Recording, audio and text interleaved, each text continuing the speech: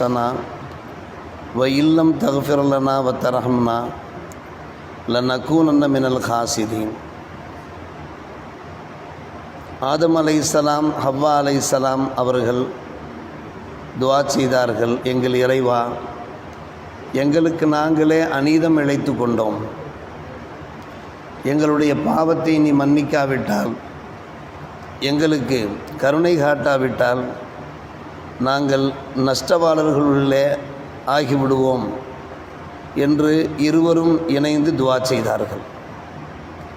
சூரா அல்-ஆராஃப் 7ஆம் அத்தியாயம் 23ஆம் வசனமாக இந்த துஆ பதிவாயிருக்கிறது. ஆதம் ஹவ்வா அலைஹிஸ்ஸலாம் கேட்ட துஆ தான் ரப்பனா வலமனா அன்ஃபுஸனா. எப்போது இந்த துஆ கேட்டார்கள்? இப்லீஸ் மூலமாக ஏமாற்றப்பட்டார்கள். சுவனபதியிலே அல்லாஹ் ரப்புல் ஆலமீன் ஆணை பிறப்பித்திருந்தான், லா தக்ரபா ஹாதி ஷஜரத ஃபத்தகூனா மினல் ஸாலிமீன் என்று. சொர்க்கத்திலே என்ன வேண்டுமானாலும் நீங்கள் அனுபவித்துக் கொள்ளுங்கள், ஆனால் இந்த மரத்தின் பக்கம் மட்டும் நீங்கள் நெருங்காதீர்கள், அந்த மரக்கனியை நீங்கள் புசிக்காதீர்கள் என்று. ஆனால் இப்லீஸ் என்ன செய்தான்?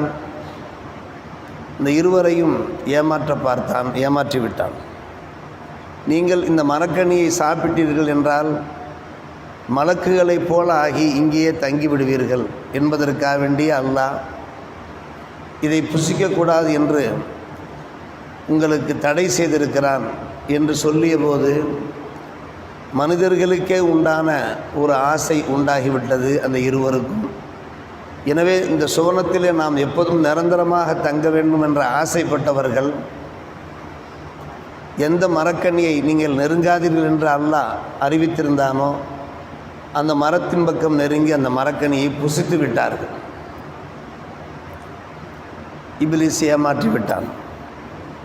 அதனுடைய விளைவுகளுக்கு ஆதம் ஹவ்வா அலைஹிஸ்ஸலாம் ஆளாகிவிட்டார்கள். விளைவு என்ன? சுவனபதியிலிருந்து அவர்கள் கீழிறக்கப்பட்டார்கள். நீங்கள் இஹ்பித்து இறங்கிவிடுங்கள், இனிமேல் உங்களுக்கு தங்குமிடம் இந்த பூமியில் இருக்கிறது என்று. அந்த சுவனத்தின் சுகந்தத்தை அவர்களால் அனுபவிக்க முடியாமல் போய்விட்டது. அந்த நேரத்திலே அவர்கள் செய்த தவறை எண்ணி பார்க்கிறார்கள்.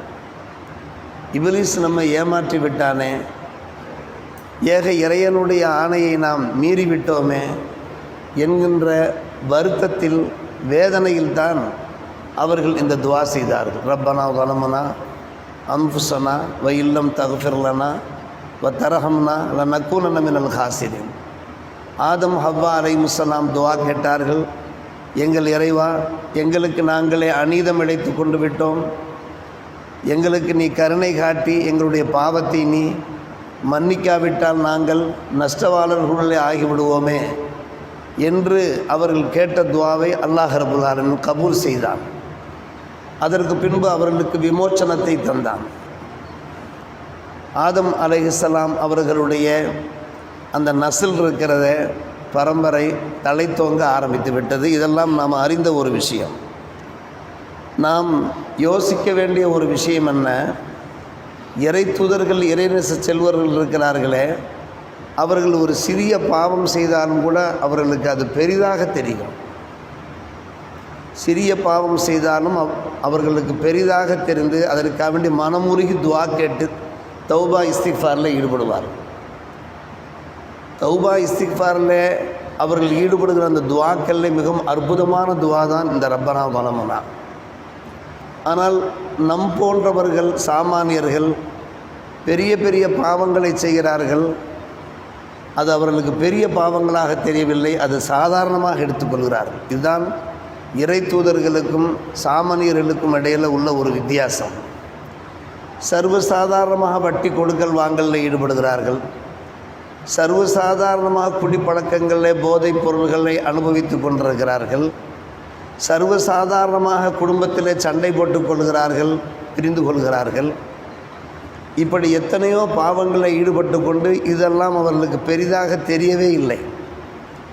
கணவனை மனைவி ஏசுகிறார், மனைவியை கணவர் துன்புறுத்துகிறார், பெற்றோரை வஞ்சிக்கிறார்கள்,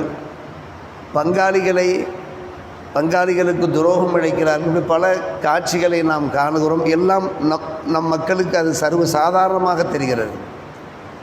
பெரிய பாவங்கள் எல்லாம் சிறிய பாவங்களாக தெரிகிறது நம் பார்வையிலே.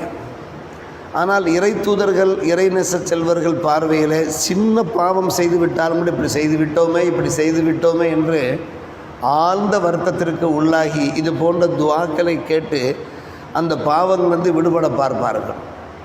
நாம் யோசிக்க வேண்டும், எந்த அளவுக்கு சிறிய பாவங்களிலிருந்து தவிர்ந்திருக்க வேண்டுமோ. சிறிய பாவங்கள் என்றால் என்ன அர்த்தம்? பள்ளிவாசல் உள்ளே இருந்து கொண்டு பேசக்கூடாது, உலகியல் பேச்சுக்களில் ஈடுபடக்கூடாது. அதை நாம் சிறிய பாவமாக நாம் நினைக்கிறோம். ஆகிரத்து சம்பந்தப்பட்ட பேச்சுக்களை பேசலாம், மார்க்க சம்பந்தப்பட்ட பேச்சுக்களை பேசலாம். ஆனால் உலகியல் சம்பந்தப்பட்ட பேச்சுக்களை சேறுகளில் அமர்ந்து கொண்டும் பேசக்கூடாது, பள்ளி உள்ளே இருந்தும் பேசக்கூடாது. நாம் செய்கின்ற அமல்களெல்லாம் அழிந்து போய்விடுமே. இது நாம் சாதாரணமாக நினைக்கிறோம். ஆனால் இது பெரிய பாவம் அருமை சகோதரர்களே. இது ஒரு உதாரணத்துக்கு தான். இது போன்ற பல விஷயங்கள் நாமும் இந்த துஆவை கேட்க வேண்டியவர்களாக இருக்கிறோம். ரப்பனா வலமனா மிக அற்புதமான ஒரு துஆ. நமக்கு என்ன பிரச்சனைகள் ஏற்பட்டாலும், என்ன துன்பங்கள் ஏற்பட்டாலும், நாம் செய்த பாவங்களை எண்ணி பார்த்து, இந்த பாவங்கள் காரணமாகத்தான் அல்லாஹ் இந்த துன்பங்களை தருகிறான், நமக்கு இந்த வேதனைகளை தருகிறான் என்ற கவலையோடு உளமுருகி இந்த துஆவை கேட்டோம் என்றால் பாவ விமோச்சனம் அல்லாஹ் தந்து விடுவான். அருமை சகோதரர்களே, நம்முடைய குடும்ப பெண்மணிகள் பிரசவ வழியில் இருப்பார்கள், உதாரணமாக பிரசவ வேதனையில் இருப்பார்கள். அந்த நேரத்தில் தொடர்ந்து இந்த துஆக்களை ஓதுங்கள். அல்லாஹ் ரப்புல் ஆலமீன் என்ன செய்வான்? அந்த பிரசவ வேதனையை சரி செய்து சாதாரணமான டெலிவரியாக, இலகுவான டெலிவரியாக அல்லாஹ் அதை ஆக்கி விடுவான், நார்மல் டெலிவரியாக. இதை நாம் அனுபவபூர்வமாக பார்த்திருக்கிறோம். நம் குடும்பத்தில் இரட்டை பிள்ளைகள் பிறந்தார்கள், எல்லோரும் அச்சுறுத்தினார்கள், இந்த பிரசவம் கடுமையாக இருக்கும் என்று. சூழ இருந்தவர்கள் அத்தனை பேரும் இந்த ரப்பனா வலமனா தான் ஓதினோம். 10 நிமிடங்களிலே 2 குழந்தைகளும் வெகு வேகமாக வெளியே வந்து விட்டார்கள். இதை நம்ம அனுபவபூர்வமாக நாம் கண்டிருக்கிறோம். மொத்தத்தில் பார்க்கிற போது நாம் சிறிய பாவங்களையும் தவிர்த்து கொள்ள வேண்டும். பெரிய பாவங்கள் தான். பெரிய பாவங்கிறது நீங்கள் தவிர்த்து கொள்ளுங்கள் என்று நபிகள் நாயகம் ஸல்லல்லாஹு அலைஹி அவர்கள் நம்மை எச்சரித்திருக்கிறார்கள். எதெல்லாம் பெரிய பாவங்கள் நம்முடைய மார்க்கத்தில் அறிவிக்கப்பட்டிருக்கிறதோ ஒவ்வொன்றாக நம்மை விட்டும் விடைபெற வேண்டும். நம்முடைய முன்னோர்கள் அழகான முறையில் பாடி காண்பிப்பார்கள். இலாஹி அப்துக்கல் ஆசி அத்தாக்கா முக்கர்ரம் பிதுனூபி வக்கத் தஆக்கா என்று. மர்ஹூம் ஜுபைர் பாய் அவர்கள் பள்ளிவாசல் உள்ளே நுழைகிற போதே, படியில் ஏறும்போதே இந்த பாடலைத்தான் பாடிக்கொண்டு வருவார். இலாஹி அப்துக்கல் ஆசி அத்தாக்கா முக்கர்ரம் பிதுனூபி வக்கத் தஆக்கா. இந்த ரப்பனா வலமனாவுடைய அந்த பொருள் தான் அதில் இருக்கிறது. இறைவா, உன்னுடைய பாவப்பட்ட அடியான் உன்னிடத்தில் வந்திருக்கிறான், உன்னுடைய இல்லத்திற்கு வந்திருக்கிறான், தான் செய்த பாவங்களை விண்ணப்பித்து வந்திருக்கிறான், உன்னிடத்தில் துஆ கேட்கிறான். இறைவா, என் பாவங்களை மன்னித்துக்கள். இதுதான் இந்த வார்த்தையினுடைய துஆ அர்த்தம். இலாஹி அப்துக்கல் ஆசி அத்தாக்கா முக்கர்ரம் பிதுனூபி வக்கத் தஆக்கா. பல ஊர்களில் பள்ளிவாசலில் ஒரு அழகிய வாசகத்தை படிப்பார்கள். இலாஹி லஸ்து லில் ஃபிர்தௌசி அஹ்லா வலா அக்வா இலா நாரில் ஜஹீமி என்று ஒரு, இதுவும் இந்த துஆவை அடிப்படையாக வைத்து, இலாஹி லஸ்து லில் ஃபிர்தௌசி அஹ்லா, நான் ஜன்னத்துல் ஃபிர்தௌஸுக்கு தகுதி உள்ளவனாக இருக்கிறேனோ இல்லையோ, ஆனால் வலா அக்வா அலா நாரில் ஜஹீமி, ஜஹீமினுடைய நெருப்பை என்னால் தாங்கிக் கொள்ள முடியாதே. யா அல்லாஹ் ஃபஹபுலி தௌபத்தும் மின் துனூபி ஃபஇன்னக காஃபிரு தம்பில் அதுமி. யா அல்லாஹ், உன் புறத்திலிருந்து எனக்கு பாவ மன்னிப்பை வழங்கு, நீ பெரிய பெரிய பாவங்களையெல்லாம் மன்னிப்பவனாயிட்டேன்.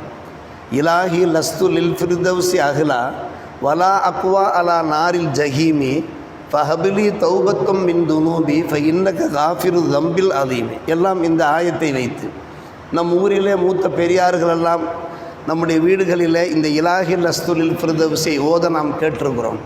இந்த நல்லோர்கள் முன்னோர்கள் தங்களுடைய பாவங்களை அல்லாஹ்விடத்தில் முறையிடுகிறார்கள், வேறொன்றுமில்லை. பாவங்களை முறையிட்டு பாவ மன்னிப்பு வேண்டுகிறார்கள். எனவே நாம் எந்த அளவுக்கு பாவ மன்னிப்பு வேண்டுகிறோமோ அதன் பரக்கத்தின் காரணமாக நம்முடைய பாவங்கள் மன்னிக்கப்பட்டு பல்வேறுபட்ட சோதனைகளில் நஷ்டங்களில் இருக்கக்கூடியவர்கள் அந்த சோதனைகளிலிருந்து அல்லாஹ் விடுவித்து விடுவான் என்பதில் சிந்தித்தும் சந்தேகமில்லை. ஆதம் ஹவ்வா அலைஹிஸ்ஸலாம் அவர்கள் கேட்ட இந்த துஆவினுடைய பரக்கத்தினால் பல்வேறுபட்ட சோதனைகளிலிருந்து விடுவித்தது போன்று நம்மையும் விடுவிப்பான். எனவே இந்த ஆயத்தினுடைய அருமையை புரிந்து வாழ்வதற்கு முயற்சிப்போமாக. அல்லாஹ் நல்லொரு புரிவானாக. வாஹிர் தாவான் அல்ஹம்துலில்லாஹி ரப்பில் ஆலமீன்.